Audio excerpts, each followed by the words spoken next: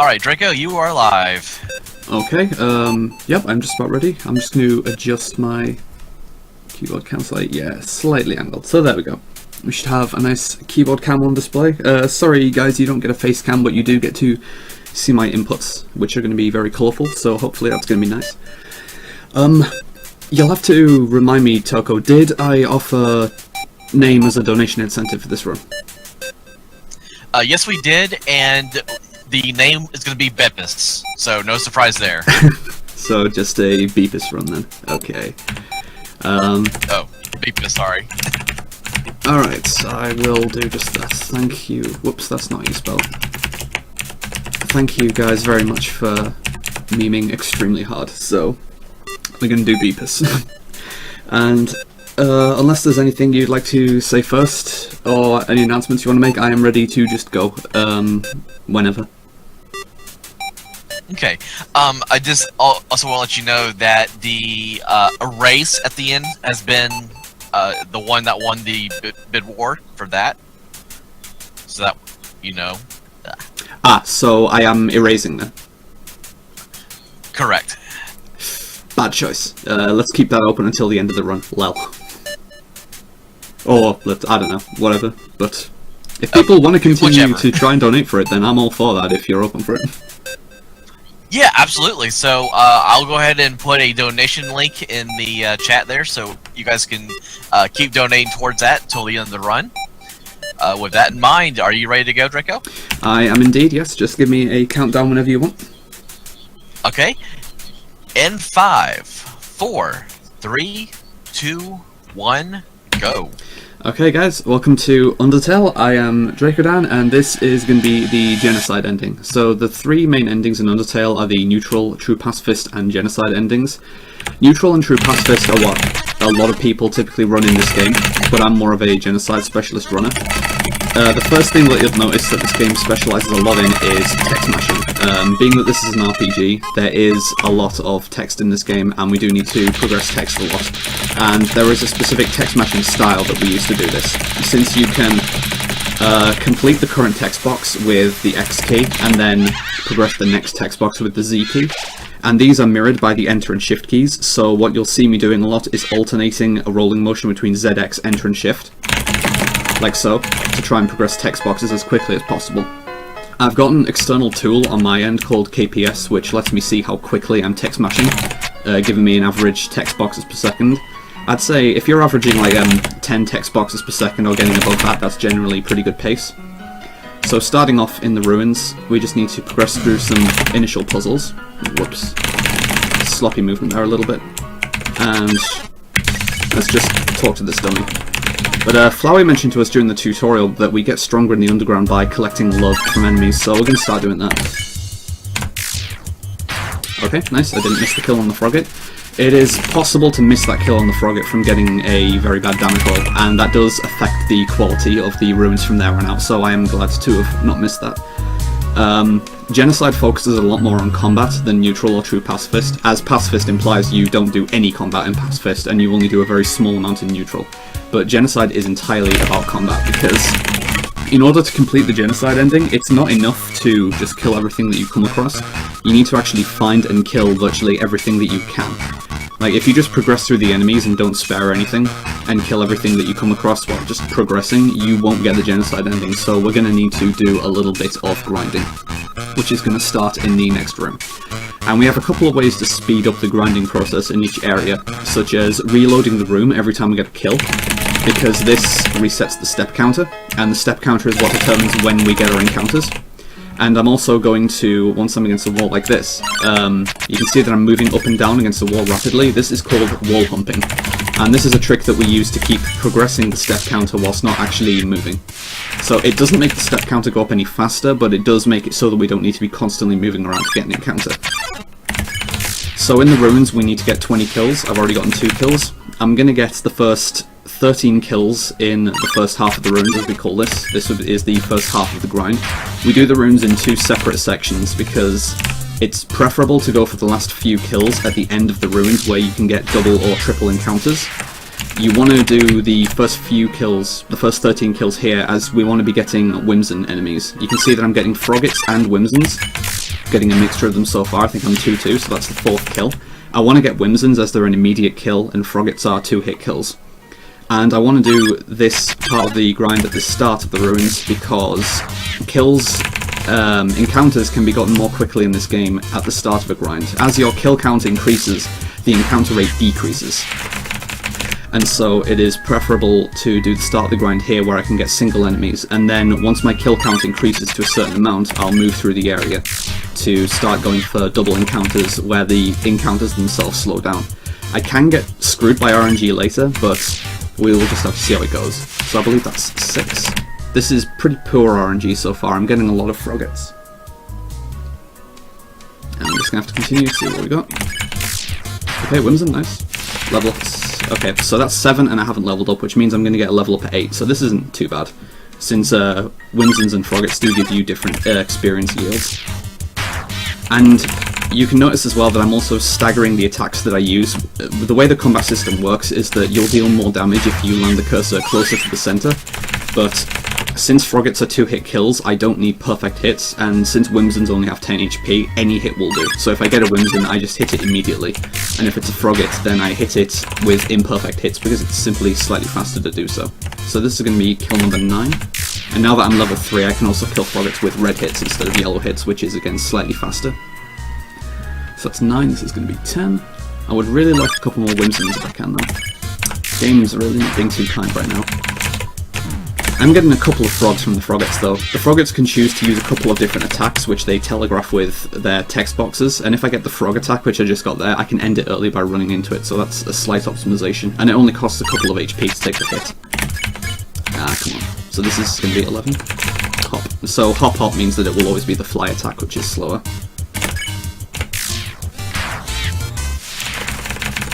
So this is 12, so now I'm going to start progressing. So I'm going to get this encounter at the end of this room instead of the beginning, so that I'm just ready to exit this room as soon as the encounter's finished. And then I'll get the 13th encounter in the next room. There the Whimsun, nice.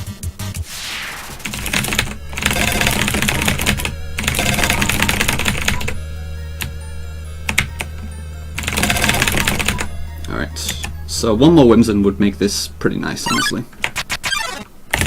Frogget, can't have everything. So we'll be moving through the main cracked tile puzzle room next, and we'll get to what we call the triple rock room, which is where the second half of the grind is going to take place. This is honestly the more important part of the grind, as there's more variants of the types of encounters that I can get. Some are very good and some are very bad. What I want to see for an optimal grind is 2 sets of Frogget Whimsun, and then a triple Mold Small encounter. So that will be only 3 encounters to finish the grind with 7 kills left. But it's possible to get single Mold Smalls as well, which is the absolute worst you can see, so we're just going to have to see what we get here. That's a single Mold Small. Don't particularly want that. So we're going to have 6 left after this. If I get like 3 sets of Frogget Whimsun back to back after this, then it's honestly not too bad, since 4 encounters is still pretty average. But this is pretty much just luck of the draw at this point. And I'm starting every encounter in this area by doing Z down Z in the event that I do get a Frogget Whimsun, since I want to kill the Whimsun first to leave the Frogget alone, and doing Z down Z just immediately menus to the Whimsun. So triple Mold Small is fine, since this is one of the encounters that you do want to see in an optimal grind anyway. This is going to leave me with 3 left. If I get another triple Mold Small for my next encounter, then that's not too bad, honestly. Though it's a little disheartening to not see any Frogget Whimsuns in this grind, but as you can imagine, it's entirely RNG and you can never bank on getting a specific set of encounters. If we did have a way to manipulate the encounters that we get, it would honestly take away from a lot of what this run is about, which is just trying to deal with the RNG. Like, this is easily the most RNG intensive category in the game, and it spoils the category for a lot of people, but it also keeps it very different from what Neutral and Pacifist are like. And this category also features the 2 most well-known boss fights in the game, so that's always nice. So you can see that the encounter rate is really slowing down. Now this is an interesting situation that we find ourselves in. I've got 3 kills left and I've got an encounter with 2 enemies. I'm going to kill one of these Froggets and I'm going to spare the second Frogget. Just because this is a Genocide run, I don't have to kill everything that I come across. I just have to kill every unique encounter. And the reason I'm sparing a Frogget there is that now I've got 2 kills left. I'm risking getting a single Mold Small here, which would be terrible, but it's not likely to happen. And I'm leaving 2 left because, as I say, the encounter rate decreases as your kill count increases, and it's exponential. So if you have 1 kill left, that encounter takes a very long time to get. Like, it's actually faster to spare 1 enemy and try and get another encounter. So at this point, there are 4 encounters that I can get that are fine, and okay, yeah, that's fine. Single Mold Small is the only one that I wouldn't have wanted to see there, so I'm not too unhappy with that. Like, this has been a poor Ruins altogether, but the other areas of the game have a chance to make up for this. One more frog to finish the deal, alright. So that is the Ruins grind done. So I know that the grind is finished once I come into this room and I see Napstablook just run away like that. Once Genocide mode is enabled, which is enabled by reaching the kill count of the current area, the events in the area change. Like, Napstablook runs away and now I'm getting periodic but nobody came encounters. That is your main flag for knowing that you're on the Genocide route. So now I simply progress through the area and need to make my way over to home, where we'll be meeting Toriel. So from here, it's just moving through the rest of the area, whilst being periodically harassed by these encounters, which aren't actually encounters. And we've, you know, got to periodically get these switches, which is fine. In the meantime, you can feel free to just look at the keyboard. It's nice. Please? Alright. Some of the menuing in this game is quite awkward to get used to. Like, it's quite a simplistic game, but just the menuing can be deceptively difficult to get used to sometimes. It's not even particularly complex as far as RPGs go, but it manages to slip you up really easily. And text mashing is a constant factor, as we're doing again here. So we have the option, as we enter home, of getting one of the main heals of the game, the Butterscotch Pie, with... a lot of people like to get the pie because it is a full heal regardless of your current HP level. So at the end of the game it will heal for 99 HP. I'm going to not go for it, simply because it's faster to pass it up. That wasn't particularly good in Toriel, but I'm always scared of overmashing that text option. So yeah, it is simply faster to not get the pie, since if you can manage the boss fights without healing, it's obviously faster to just keep attacking and not take any turns out. I am probably, if I remember to, going to get the instant noodles in Alphys's lab, because those basically heal for the same amount as the pie. Well, they heal for 90, but it's basically a full heal. But they are much faster to get. And I want to have, like, 1 insurance heal in case I have a nasty accident. Oh yeah, boss fights in this category are very easy. Toriel is normally an involved boss fight, which either has a process of sparing repeatedly or attacking if you're actually trying to kill her on neutral. But when Genocide mode is enabled, bosses immediately die, with the exception of Undyne, who we'll see later in the run. So the grinding combat is the main combat that we'll see, and although we do the boss fights, they are over virtually immediately. Genocide style is also an option to use if you are doing a neutral run, which we call neutral glitchless, and you wouldn't think that it's like viable at all, but it was the preferred method for neutral rather than just ignoring all combat, because we'll see when we get to the Hotlands section of the game that being on the Genocide route actually disables all of the puzzles in Hotlands, which saves a lot more time than you would think. So getting out the ruins, we're about to enter Snowdin, and there's going to be, like, you know, more puzzles, more stuff, more grinding. If there are any donations to be read, now is actually a good time to do it. Alright, so at this point we actually don't have any new donations, but I just wanted to remind everyone about the donation incentive to Erase or Don't Erase. So please go ahead and, if you want to choose either one of those, please send your donations. So thank you. Don't Erase is the correct option, by the way, guys. I mean, Erase is fine, but we all love Don't Erase for reasons that people who know this game understand. So... either way, we now progress through Snowdin, and we're going to meet some more characters in the game. We meet Sans and Papyrus, but being on Genocide mode, the interactions that we have with characters are a little different, since we don't particularly want to be friends with them. And I don't even mean from the player perspective, even the player character just doesn't really want to know these characters, and isn't really going to put up with them.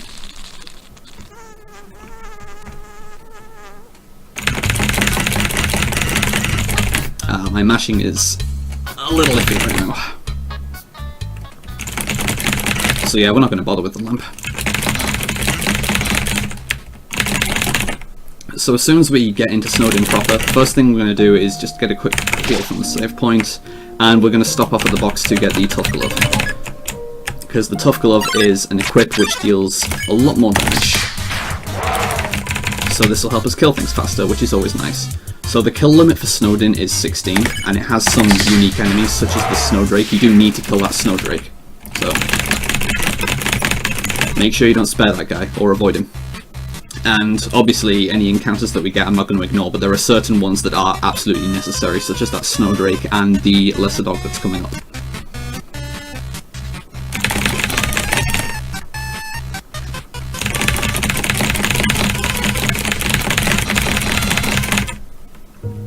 So it's possible to get a random phone call here, don't do it. Alright, fine. There is a hidden value in this game's code called the... That's not going to kill. What am I thinking? I should have waited for an optimal hit on Ice Cap there. I thought for some reason I needed to stagger my hits. Yeah, there's a hidden value called the fun value in this game, which determines certain events that may occur.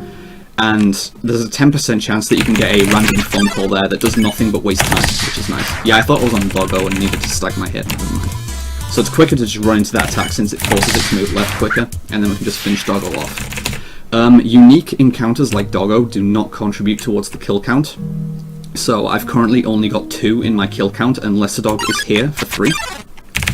And it's actually faster to use the stick on Lesser Dog for turn 1, since he's normally a 2-hit kill, but if we use the stick, any hit will kill him in 1, which is slightly faster. And more puzzles, which we again don't care about, and we make that pretty clear immediately.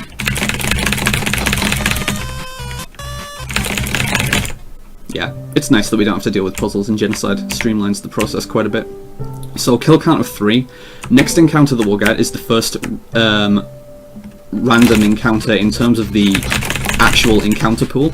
We can either get a double fight or a triple fight, and that's going to determine whether the kill count is 4 or 5 reaching the end of the area. Most of the grind in Snowdin we actually want to do at the end of the area. We just periodically take encounters in rooms that give them, since it's a good opportunity for a quicker encounter. So depending on the double or triple here, we'll see. Double, alright. So I'm going to be at 4 kills. So I'm going to spare Jerry, because Jerry takes a very long time to kill, and that is going to be the theme for the rest of Snowdin. From this point onwards, all encounters that we can get are either going to be Ice Cap and Jerry, or Ice Cap, Chilldrake and Jerry. In the relevant rooms, at least. And I always want to spare Jerry because his defense is extremely high and it makes him take a very long time to kill. Ideally, you will get through a Snowdin grind without having to kill any Jerrys. And again, because Jerry is not a unique encounter, you can afford to spare him. It doesn't actually ruin the Genocide route. And this has been a good Dogai fight because it's quicker to kill Doggeressa first, and I got 2 axe attacks, which is slightly faster than getting this dog heart attack, which you always get on this turn anyway, so... And then once she's down, Dogamy just goes down in 1 hit, so that's slightly faster. So progressing through, I'm not going to get encounters in these rooms that I'm going through here, so the next encounters are going to be at the end of the area, where I'm going to have 12 left to reach the kill count of 12. So until then, it's just ignoring more of Papyrus's puzzles.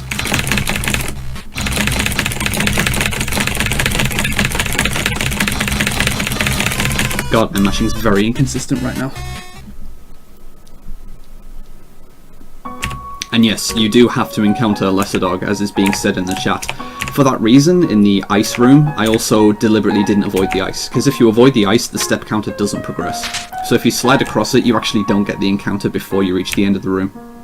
It's one of the only opportunities to show off deliberately getting an encounter faster than normal, because otherwise, in other categories, you'd want to just avoid that encounter altogether.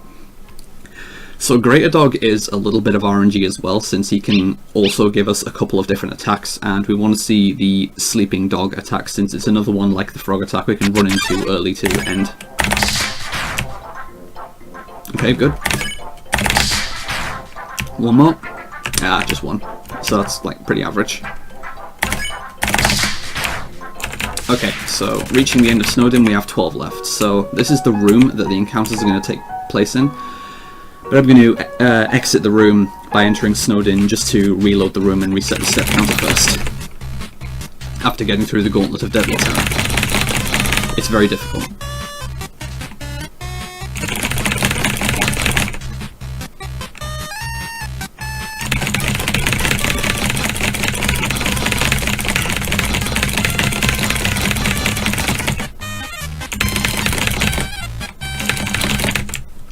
Alright, so the grind can now begin. I'm going to be using the same type of wall humping technique here, except I want to actually stagger my steps up and down against the loading zone like this, since then I can enter and re-enter the room a little faster. So 11 left. As I said, I'm going to be repeatedly sparing Jerry's, so I'm either going to be getting 1 kill or 2 kills per encounter. Near the start of the grind, 1 kill is actually faster, because Jerry also has the side effect of making enemy turns take longer. Like, I believe enemy turns last for 2 extra seconds whenever Jerry is on screen. So in other words, kill this Childrake, which is 2 extra turns. It's an extra 6 seconds, because there's the turn after Icecap died, and then Childrake gets the attacks here. So I've got 9 left. The same rule comes into play as well with not wanting to have 1 encounter left. So there are certain situations where, say, if I have 3 left and I get a triple encounter, I will actually kill the Jerry, because killing Jerry at that point is faster than waiting for a single encounter. So this is going to be 7 left after this encounter.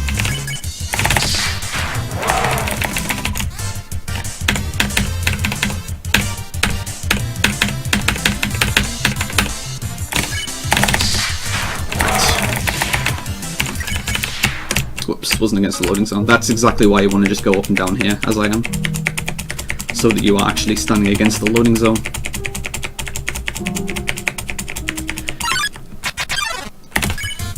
This RNG is interesting.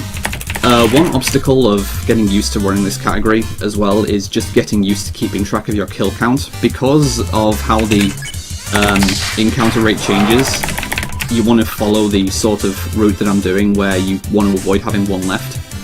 But because it's pretty difficult to keep track of your kill count mentally, a lot of people generally opted to use an on-screen kill counter. Snowden is pretty much the only area in the game where you can actually use the music as an indicator of how far through the grind you are. Like, currently, I'm semi-losing pace of where I am. I've either got 7 left or 5 left. I think I've personally got 5 left, but I will be able to tell from the music, so this is a possible 4 left, and I'm just going to listen to the music.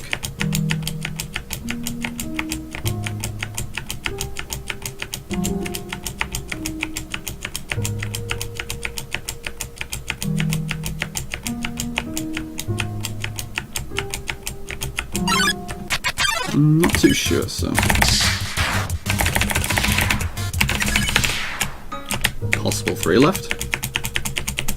The idea is that if I'm at 2 left, then the music will be at a certain point when I get the encounter. And I'm just having to wait and see. I mean, you also know when you're done with the grind anyway, because you immediately get the "but nobody came" encounter. It just takes a little bit of time to get that, so you prefer not to do that if you don't have to.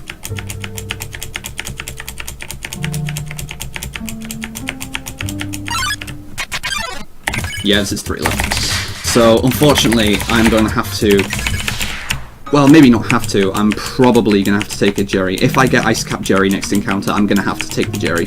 But if I get Icecap Childrake, then I'm just going to take those 2 and then end it. And I believe I know exactly when I'm going to get the encounter this time, which will definitely show that I am at 2 left. Be in like another 8 seconds or so. 3, 2, 1... A couple of seconds now. Yeah, I'm bad at estimating time. So this is Icecap Jerry, so I'm unfortunately going to have to take this Jerry now. I don't really have the option of ignoring this. And you can see just how long Jerry does take to kill.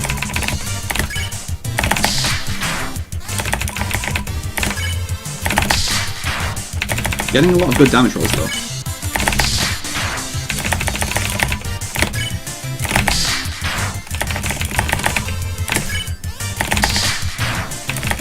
Alright, that should be 2 minutes.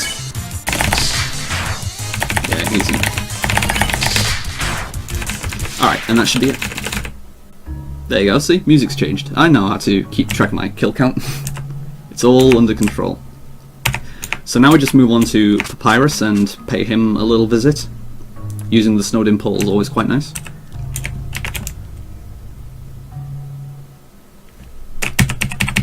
So just like Toriel, Papyrus is barely a boss fight in Genocide, sadly. Which is kind of a shame that we get little in the way of actual boss fights in Genocide aside from Undyne and Sans. Like, Toby really put all of his difficulty curve in this category into those two fights.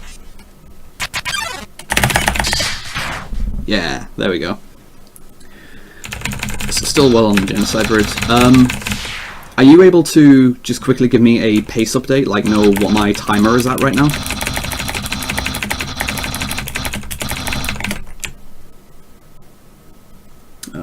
I can actually kind of vaguely see on the screen. Oh, sorry, 24 minutes right now. I'm like just over a minute behind PB, I think, because yeah, the RNG in Ruins and Snowed In both have been kind of poor, so the run is kind of limping along, but we can see how it progresses. And Genocide is the sort of category where, even with bad RNG allowing, as long as the execution is all there and no massive obvious mistakes are being made, the RNG variance is honestly only a few minutes at maximum. So you'll generally see between like, say like 106 runs on really good RNG down to like 110 runs. I'd be surprised if I finish above 110, unless I make a huge mistake like dying somewhere, which could possibly happen on Sans, but I don't see it happening. We'll just have to see. Oh yeah, this is Undyne. She doesn't like us very much. And we don't particularly like her either in this category, so that will be fun.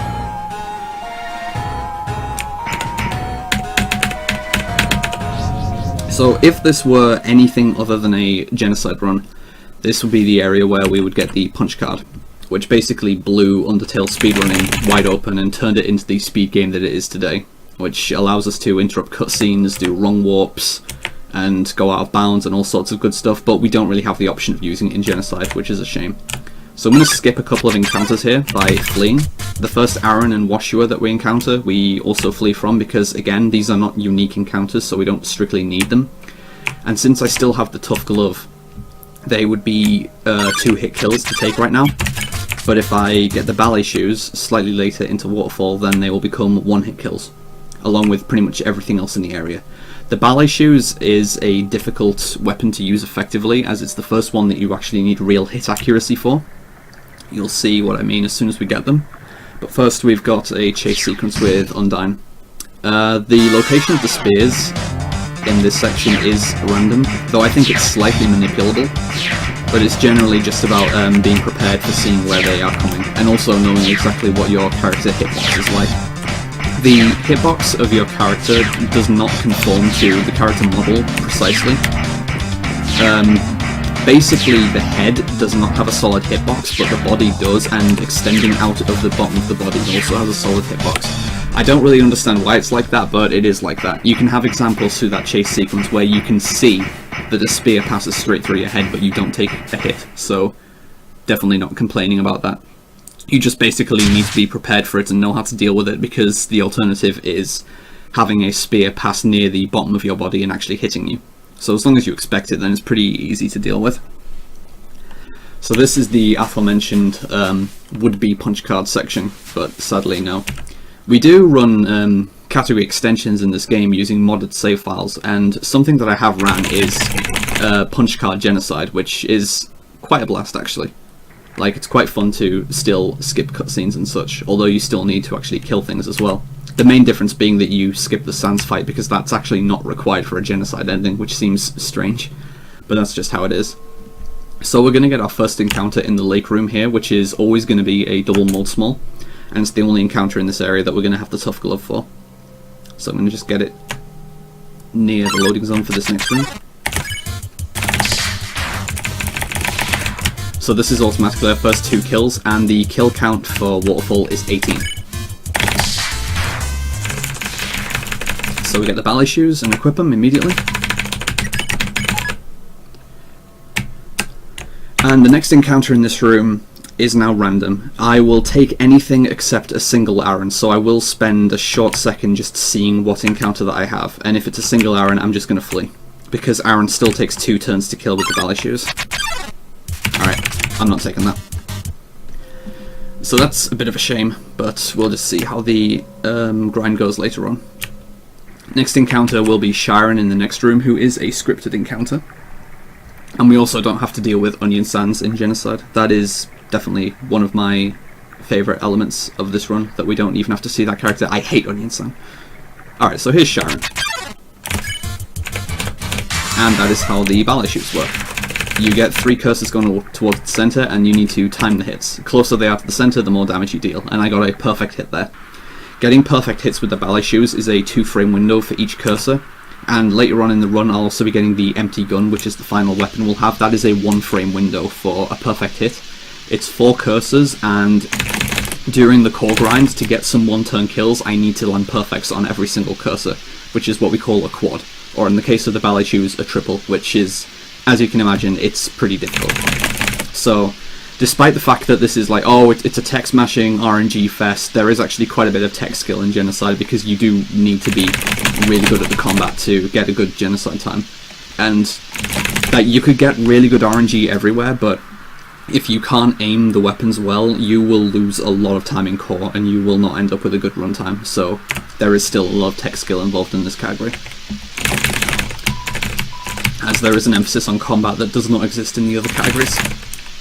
So we get the second Undyne chase sequence here, which I mentioned that the first one is, I think it's slightly manipulable. This one is entirely manipulable. We can entirely control where these spears are going to appear. So I'm going to basically force them to all appear virtually off screen. Some of them will appear in front of me, but most of them will appear off screen. And the way this works is that the spears come in a basically set of timing cycles, and they always appear in the directions that you're currently holding when they spawn. So like I'm currently holding, you can see down right there, and I'm exploiting that every time a cycle comes to force them to appear in a specific location.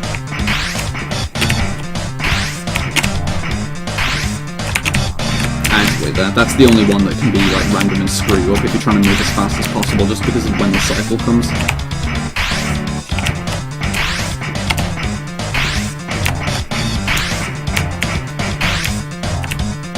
That's close.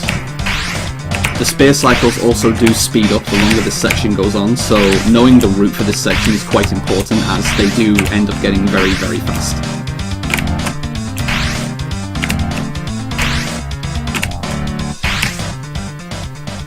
And after triggering that third spear set, we can turn back immediately to just reach the end of this area. And Mad Dummy's going to be the next enemy. Mad Dummy and Temmie afterwards are examples of enemies with a little bit of an odd quirk. Now that we've got the ballet shoes, the amount of damage that I can deal, the variance is incredibly high depending on the hit quality. You've seen that we can deal a lot of damage with a perfect hit. Conversely, you can also deal very, very little damage with a very bad hit. And by bad hit, I mean just mashing as quickly as possible. It's actually possible to only deal 4 damage, which doesn't kill Mad Dummy and Temmie in 1 hit each. So on both fights, I'm going to take it slightly conservatively on when I actually deal the hits, just to make sure that I do kill them in 1 hit each. It's only a minor time loss if I don't kill them in 1 hit, but, you know, any time loss, if we can deal without it, we preferably do just want to deal without it. So this is going to be Mad Dummy here. God, it's nice to not have to do this fight normally, because you have to do this fight in neutral or pacifist, even if you have the punch card, since there's an invisible wall here that you can't bypass. But the fight takes quite a lot of turns. But in Genocide, you just kill them and you're done, which is nice. So since I skipped the Aaron, that's my 4th kill, so Temmie's going to be my 5th kill, because Sharon was 3. So we have the option of stopping off at that shop for the cloudy glasses if you're not particularly good at dodging Undyne, but it's just faster to not deal with that. Yay, Temmie down. So currently at 5. I don't want to progress from this area that I'm in until I'm at 14, so most of the grind is going to take place here. That's not good. I need a good hit for this enemy. No. Damn it. That kind of sucks to not get a quick kill on Moldbig. So that's 7. So I'm going to alternate these rooms. This encounter is going to be Woshua and Aaron, and I'm going to spare the Aaron because, again, it takes 2 turns. Or I'm going to flee from the Aaron, rather. You can reliably flee from enemies if you are... I'm not sure why I menued that direction there.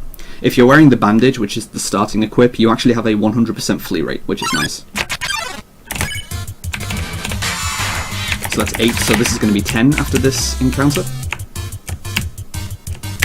Again, I need a good hit to one-shot the small pig. Nice. Perfect. So this also lines up nicely if I keep getting double encounters with getting 14 in that room previously. Of course I got Temmie. Alright, whatever. Temmie's at least fast, but that's like, whatever. So 11. This is going to be a little awkward. Just don't give me multiple Temmies, that's fine. That's perfect. If I can keep getting those on Undyne, that'll be very helpful. I need perfect hits on Undyne for a quick kill, which I'll explain when I get there. That's rough. Alright. So a Temmie here would be fine, since it will put me at 14. It would actually be better than getting anything involving an Aaron, so yeah, I don't know. Come on, Temmie. There we go. There's the Temmie. Good video game. So Aaron is the worst thing to see here, since if I'm fleeing from him anyway, then I need to sit through the attack, which is an extra few seconds. So I'm at 14, I'll get my next encounter in here, which is, you know, hopefully a double for 16, and then the next room is the final room, which again, if I get another double, that's 18. So that's the route for Waterfall. Please? Alright. Okay, that's ideal. So, ideal would be getting another Woshua and Mulbig in the next room.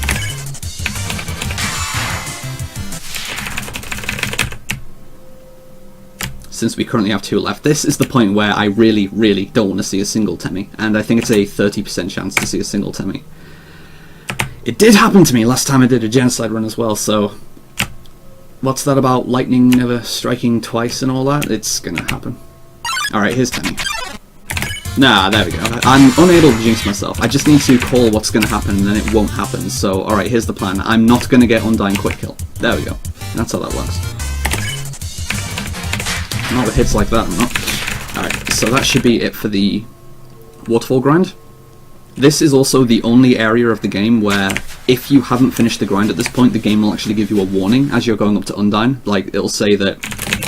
It says something like, strongly felt so many remaining, like, turn back now.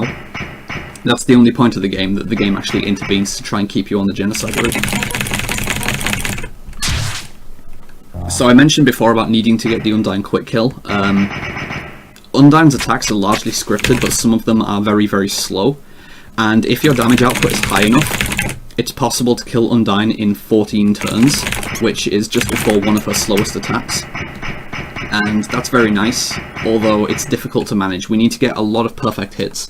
Undyne has 23,000 HP, and it being 14 turns, I've done the math before, it's something like I need to average about 1,650 damage per hit, which requires 2 perfect hits and a very near miss at minimum per turn. So basically what I want to do is get as many perfects as possible. This is very easy to miss, and I do miss it most of the time. I think I can count on one hand the number of times I've gotten quick kill because I'm just bad at aiming the ballet shoes. Which is ironic, since they're easier to aim than the gun or the pan, since there's a 2-frame window instead of a 1-frame window.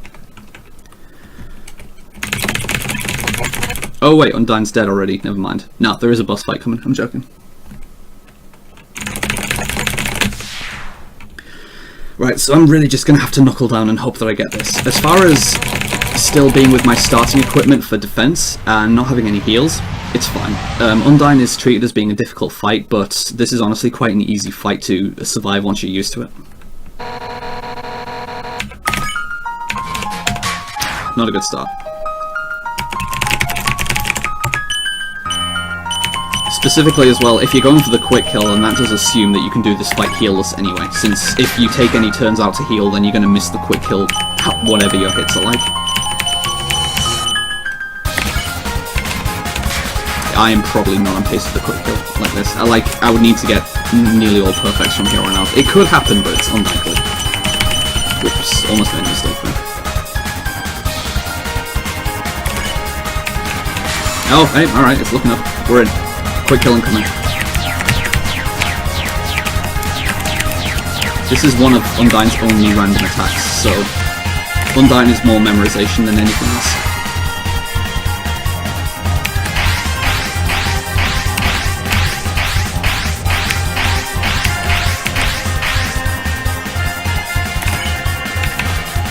Nice.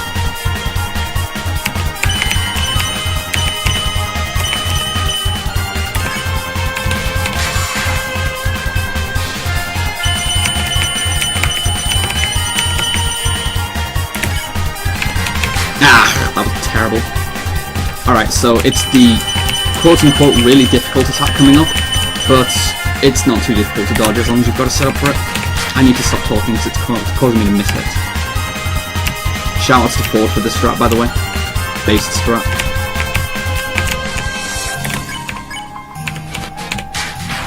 That wasn't even gold, wow.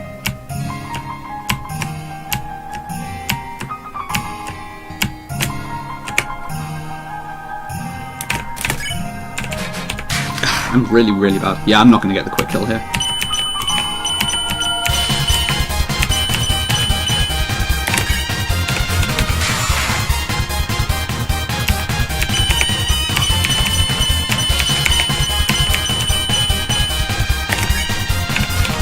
This is actually... The hits that I'm dealing have been bad enough that this is actually risking getting a +1 turn, which would actually be really bad.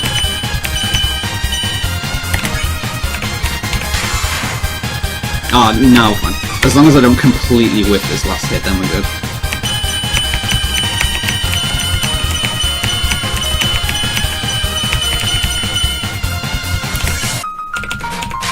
Yeah, that's fine.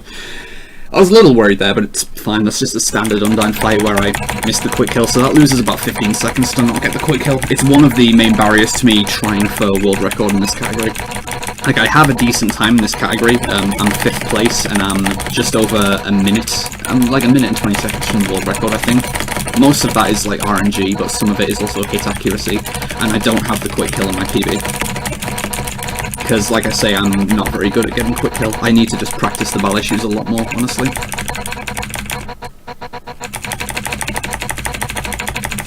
Alright, so waterfall done, and moving on to what is probably, you know, the second half of the run. Because there's only one main area left, but Hotlands and Core are definitely the longest area of the game. So if there are any donations, now would be, again, a good time to read them out since there's not too much going on for a couple of minutes.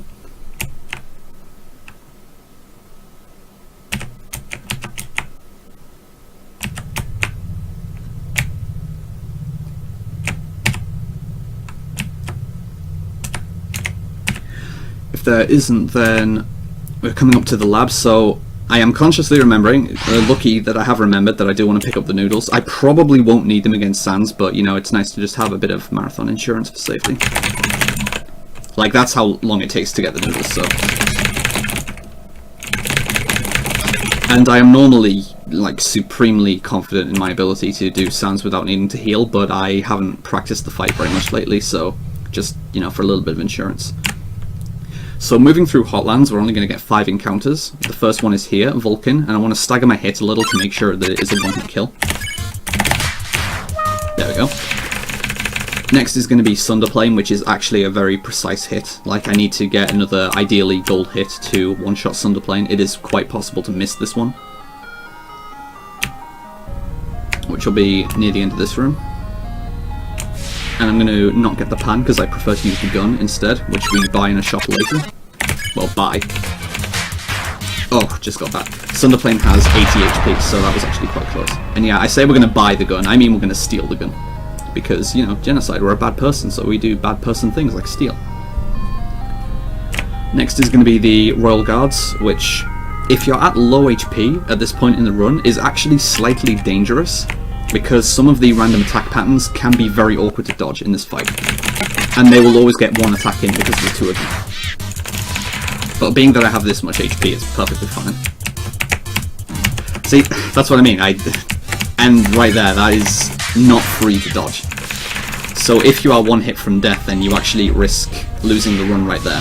For that reason, I really don't blame people for taking a safety heal either in the lab or in Sunderplane's room. Like, either or, really, it's perfectly acceptable to take a safety heal after Undyne, I think.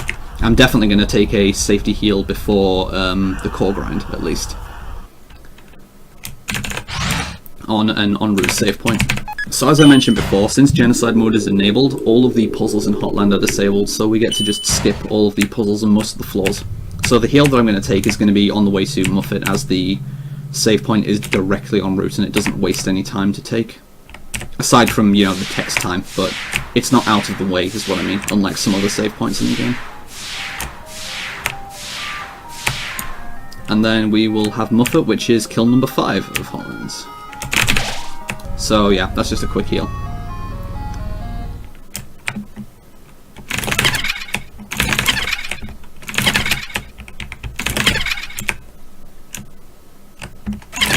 Yeah, come on. Moving real slow through this web, but we only need to make it to the middle. And then don't struggle here, because it actually makes it take longer. Alright, so let's get a perfect on Muffet. Nah, nearly perfect. That would have made me a bit mad, because I could have done with more of those on Undyne instead. Can't have everything, though. So then we get a nice moment of silence for the fallen spider, which means I actually have a quick chance to check my Discord notifications. There we go. No, I can't get in a voice call right now, sorry, I'm busy. I'm doing a marathon run. You will have to wait. Yeah, it's nice that you get little bits of downtime like this in the run. And we didn't get a level up out of it. How considerate of the game. So we're going to stop off at the aforementioned shop to nick a quick gun and hat. At this point, I don't intend to run from any more encounters, so I don't need the 100% encounter rate. The 100% run rate, I mean. And I'm perfectly fine with getting the cowboy hat for defense because it also increases our offense. So it makes kills easier to get. Which I'm not complaining about at all. After finishing the core grind, I am actually going to re-equip the ballet shoes though, because after the core grind, there is no variance in how the fights progress. Like, all the fights are the same from there on out, and the ballet shoes have a faster animation. So, for the core grind we need 35 kills. This is a long one, boys and girls. And there are some tricky fights in here. And that's what the gun looks like. Very fast cursor, 4 hits, and getting a gold hit in the middle is frame perfect. I do consider myself better at gun hits than ballet shoes hits though, because I'm just more attuned to reacting to quick speed. The first few encounters in core are entirely scripted, and the randomness starts after my 9th kill. So that's the first 3. Next is going to be Frogget Stigmatism, I think. Oh, Whimsy. Whims and Astigmatism. It'll be Frog Astigmatism next, and then it'll be Night Night Magic, and then the randomness will start. Night Night Magic are the enemies that I need good hits to one-shot. Like, I need perfect hits to one-shot them. So that's 5. So when I'm fighting Night Night Magic, I will be just concentrating on getting the hits. I won't be commentating.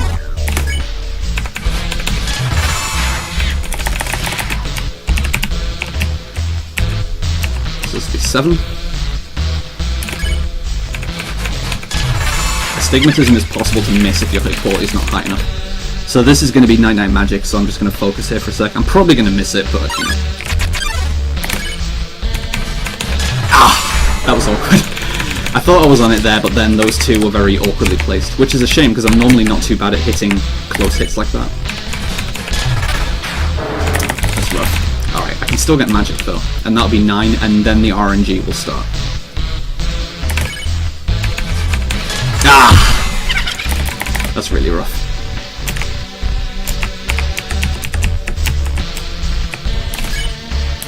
So it's slightly awkward that you can view it as a case of missing an input by a couple of frames can cost 8 seconds every time. And when you put it in terms like that, yeah, this is a rough category. Also, wow, bottom tier RNG, single Night Night. Now that the encounters are random, getting single Night Nights or magics is the worst thing that I can see. Of course I get a quad on turn 2! Alright, so that's 10. So in this room I want to stay until 26. and then I want to progress to the adjoining room for one more double, and then progress to the warrior path for scripted encounters. What is happening in this grind? I don't like this. Please replace this game. Toby, please remake Undertale.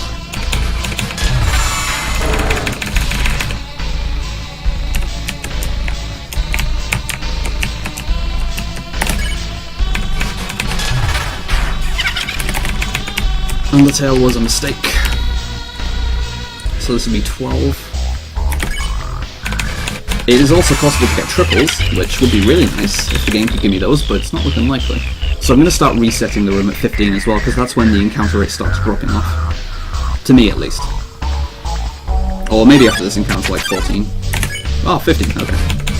So there's the aforementioned triple, and this will put us at 15. At which point I will start resetting the room. That's awkward. Alright.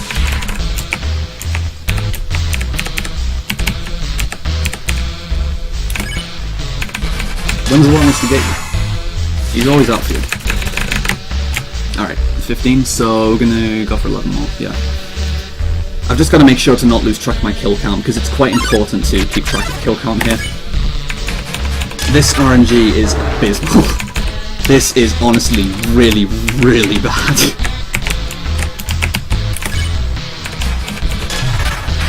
Oh my word. It's fine, this will give me better RNG in the SGD, no, in the ESA race, that's how that works, right? So this is going to be 17 after this encounter. Oh my word, I'm aiming really badly with the gun right now as well. I've only gotten one quad and it wasn't an important one. Genocide is unbreakable, indeed. Since it's the closest thing to a glitchless category, you may be right.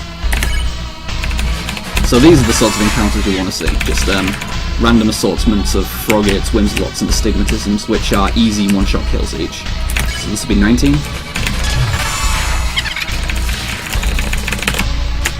Ah, please. I thought I did that. Alright.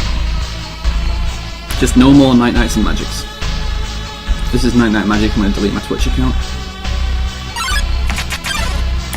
Brutal. This will be 21.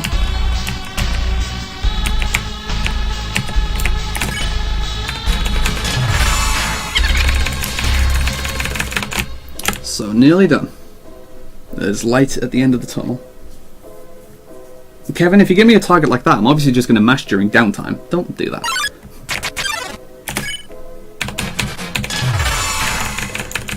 .23 after this encounter. Eek. Yeah, hitboxes in this game are interesting. That's not going to kill. That's 1 HP remaining. Lovely. Astigmatism has exactly 120 HP. So it's 23, yeah, I think. I'm correct, aren't I? I'm always correct. That's 23. Yeah, that's 23. Alright. So I need 3 more. Interesting.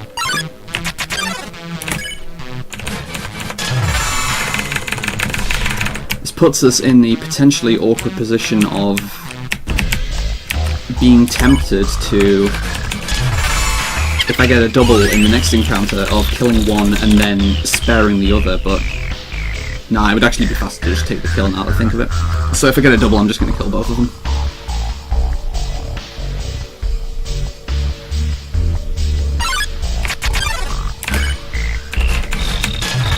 Because now that I don't have the bandage equipped, there's no guarantee that I'd even escape. So in order to get a consistent escape, I would be doing the spare condition anyway, which would take an extra turn, so yeah, just faster kill.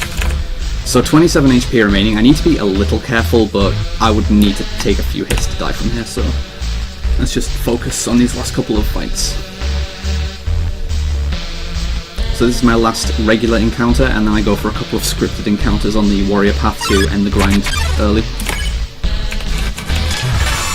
Nice quad. Again, one that I didn't need, because Whimsalot is a free kill.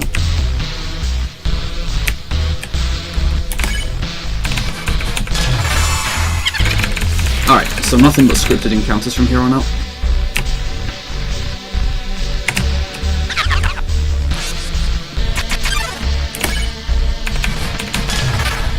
Awful.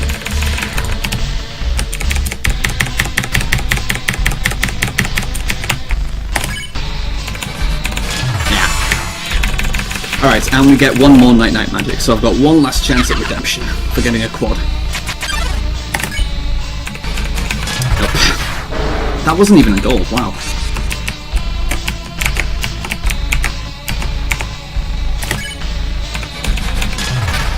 I'm just hitting really badly. Alright.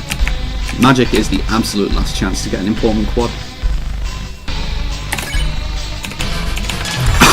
So, why does it have to be so close? Stop teasing me. Oh, this game's bad. Alright.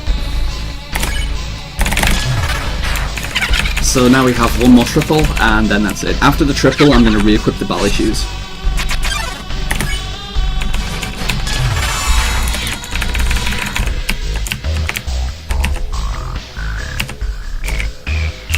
Please don't hit me? Alright. I'm really bad at shots. I remember when I used to be good at aiming shots. That's how I got the Genocide time that I do, because I actually got important quads. Not anymore. Can't do that now. Alright, grind over. That's the bandage. I mean, alright, I used the bandage. Still kind of sticky. Lovely. Thank you, game. And I confirm that the grind is done because I get nobody came here. Yeah, there you go.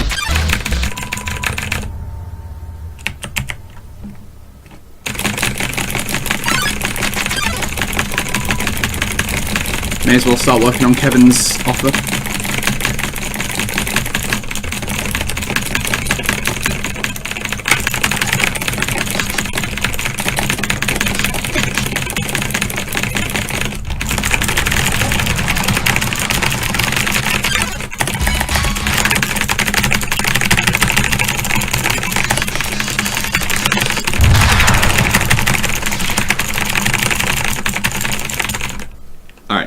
Yeah, I don't think I'm gonna do that for the whole rest of the playthrough, because that's not very pleasant to listen to.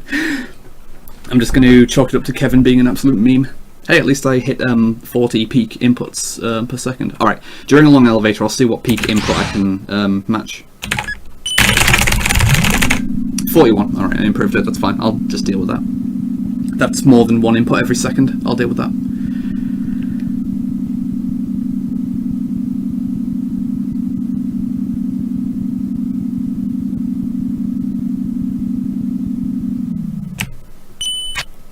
Long elevator is long. Alright, so I want to take another security heal before Sans. I'm actually going to, I'm going to take a safety save, so I'm going to pass up the security heal before New Home, since I'm just going to save before Sans. Since, you know, saving automatically heals you. Normally I would not bother with the save and I would just take a very quick heal on the save point coming up here, but if I'm going to take the safety save before Sans, then, you know, may as well just do it all in one, just before him. So before that we've got Flowey Tail, where we will have a little more mashing. And it is going to be mashing where I'm just going to go absolutely ham on my keyboard. I'm going in the wrong key order. I don't know why I'm doing this. This is the Nightlaw route, but I'm bad. That was really dreadful. So the mashing style against Flowey text boxes is different. We use random mashing. Because I don't really know how to describe it. Basically the system works differently in Flowey cutscenes and it pulls more inputs.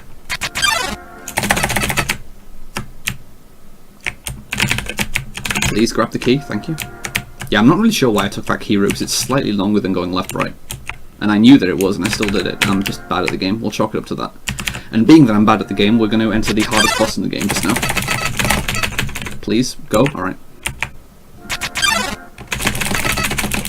Nah, random mashing for everything is like not... nah.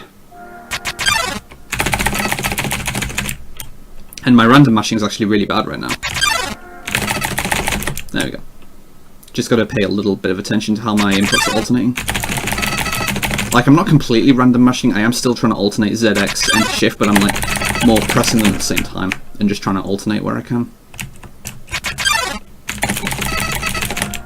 It's a little hard to describe. But we are rapidly coming up on the final boss of the run here. Well, I say final boss, there's still Asgore, but it's not much of a boss fight. Please do it. Alright. Alright, let's go back to traditional matching. Oh, it's so fast, look at that. Nah, they're both about as good as each other, depending.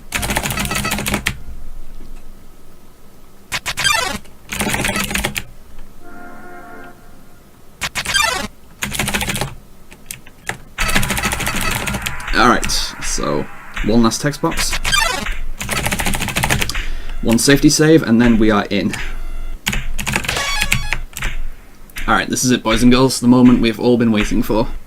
Everybody loves the science fight, especially runners. Like, this is easily the most fun part of a Genocide run, so let's see what we can do. If I get damageless up to phase 2, I will make this a no-hit attempt. And I say make it a no-hit attempt because no-hit is slower than just doing it in run circumstances. That is contingent on me getting no-hit in phase 1 though. So I am not going to commentate much during this fight so that I can just focus, so please just enjoy the music of Megalovania.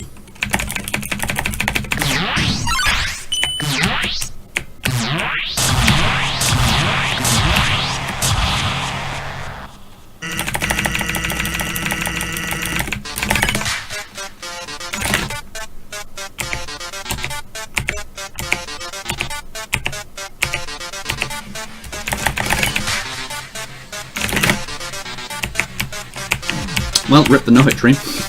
Alright, never mind. Yeah, that attack is needlessly awkward to dodge. Please, I'm playing really sloppily right now. Just as well that I consider the first phase harder than the second phase, and I do have the security heal if I need it halfway through, we'll just see. I'm just chalking this up to rust, really.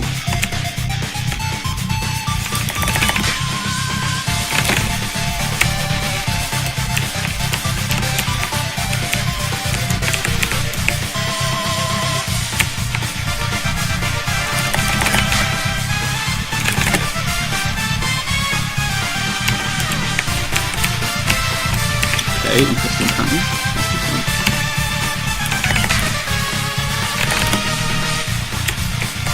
A lot of these attacks are thankfully very easy to dodge as long as you've got a specific method. And since there is very little RNG in them, then it is just a matter of practicing. This is random, this attack though.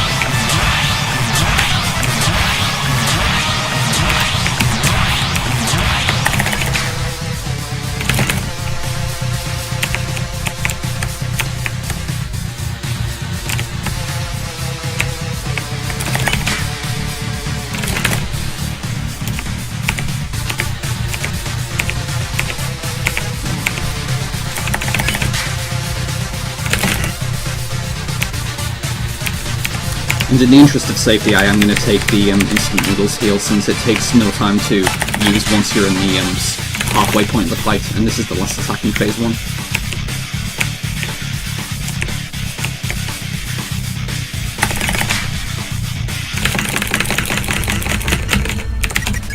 Well, there we go.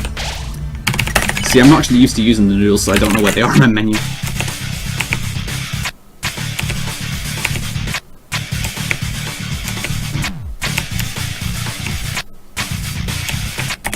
So phase 2 is known as the random phase, where it's a lot more about reacting to what comes. So this is tricky, but we also have some tricks to make some attacks easier to deal with, such as the directional gravity attack, which is coming up right here, on the next turn.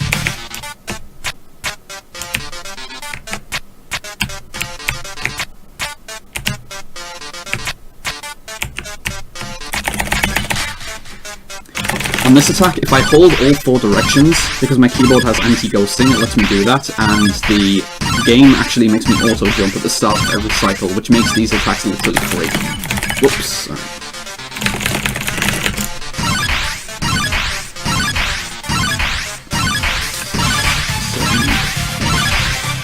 9 of those every attack. Whoops, please do that. That's dangerous. Where are you going?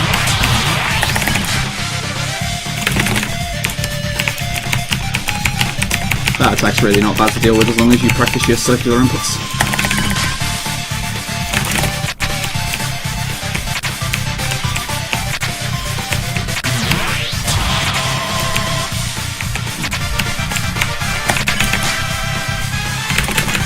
Alright, and now we get the Super special attack that seems to kill all the casual players because they don't get much chance to practice it because it's at the very end of the fight, even though this is actually one of the easier attacks to dodge.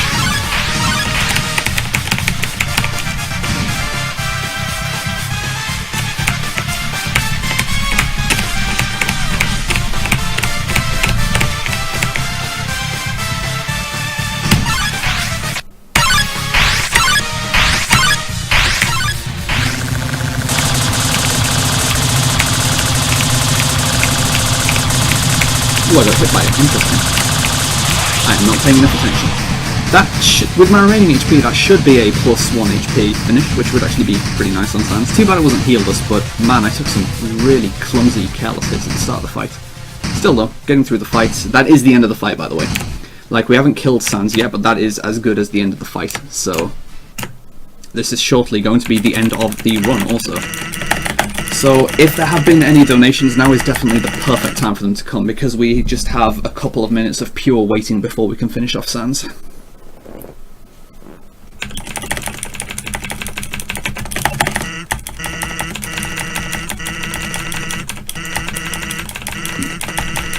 Alright, so the last one we had was from Lilac. He actually paid $2 and says that now we have the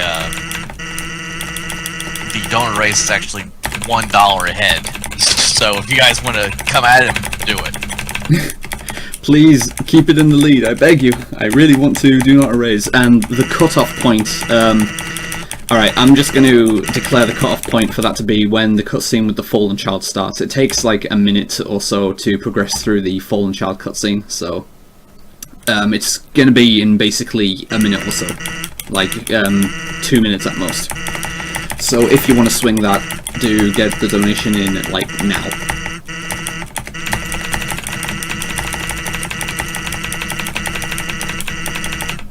But before that, we do have to wait for Sans to fall asleep. And man, I'm with him, I want to fall asleep as well, but run is not over yet. Ah, please!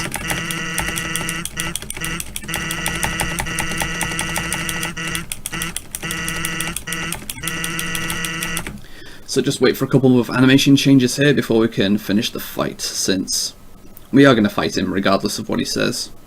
But we just need to wait for him to get a little sleepy first. And yeah, Lancefire has the right of it. I'm going to... yeah, I'm going to have to do that. That's going to be a thing. Alright, I'm just going to have to do that once we get there. People probably know what I'm talking about, but if not, then people are also going to be freaked out. Which means I hope my voice is in decent condition right now. We'll see. It'll be fun though. I think Sans is getting sleepy. And that's the last animation change I was looking for. You just want to wait until he fully falls asleep, because if you move into the side of the arena before that, then it pings you back to the center and it completely wakes him up again. Which would be a really, really dumb way to lose a run if you were just on PB pace and trying to just squeeze frames by going early. So you just wait for the animation change and then you're good. And we finally managed to land a hit on Sans, and it does a lot of damage. Poor guy.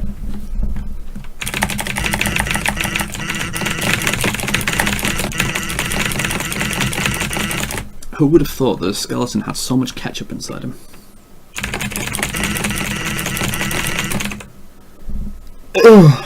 Alright. And we also get enough EXP to level us up to level 20, which is very generous of Sans, considering at this point it takes hundreds of thousands to get us to the next level. Sans is worth a lot of experience, or EXP, execution points. You're going to need to play through neutral to learn about that though. So now all we have to do is just progress on to Asgore, and that will be the end of the run after Asgore and meeting the Fallen Child. So this is it. Like, literally get a donation in now if you want to swing it, because it is going to be done, like, very soon, or virtually now. So unless we've just received any donations, you may as well just tell me which choice I'm going with, Toko. Do not erase. Do not erase. Lovely. Alright, I will not erase. Which is indeed the correct choice.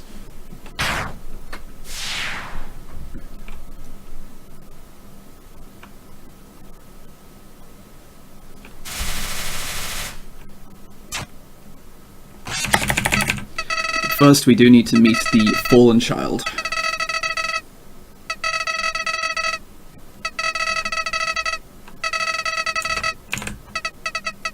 This is brutal, by the way.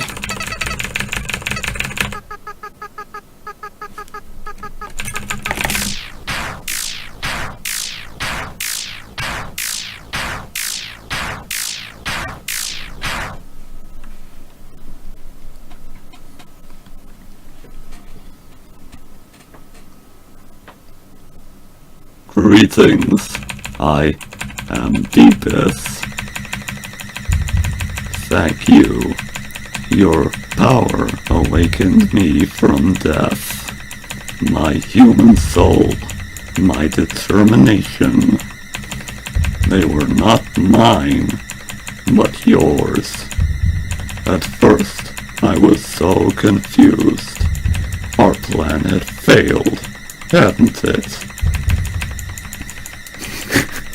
Why was I brought back to life? You, with your guidance. I realized the purpose of my reincarnation. Power. Together, we eradicated the enemy and became strong. HP, attack, defense, gold, EXP, love. Every time a number increases, that feeling. That's me. Deepest. Now we have reached the absolute. There is nothing left for us here. Let us erase this pointless world and move on to the next. No.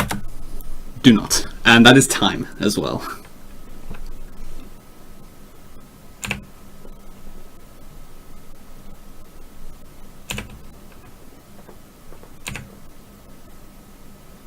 Not even a sub 110. Horrible run. So you guys did indeed make the correct choice for not erasing the world, so here is your reward.